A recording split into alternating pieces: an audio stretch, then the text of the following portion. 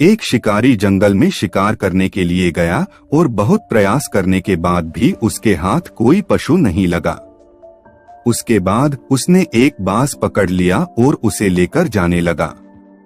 रास्ते में बाज ने शिकारी से कहा, तुम मुझे लेकर क्यों जा रहे हो? तब शिकारी बोला, हम तुम्हें मारकर खाएंगे इसलिए ले जा रहा हूँ। बाज ने सोचा कि अब तो मेरी मृत्यु निश्चित है।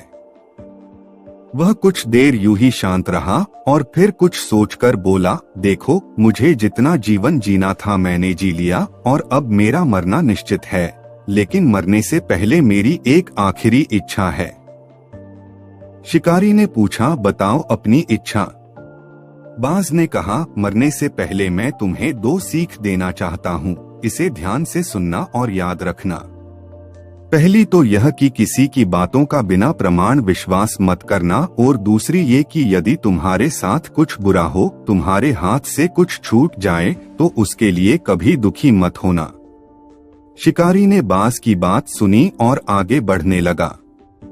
कुछ समय बाद बाज ने शिकारी से कहा, शिकारी, एक बात बताओ, यदि मैं तुम्हें कुछ ऐसा दे दूं जिससे तुम रातों रात अमीर बन जाओ तो क्या तुम मुझे आजाद कर दोगे? तब शिकारी तुरंत रुककर बोला, क्या है वो चीज, जल्दी बताओ। बाज बोला, वास्तव में पहले मुझे राजमहल से एक हीरा मिला था जिसे मैंने एक गुप्त स्थान पर रख दिया था।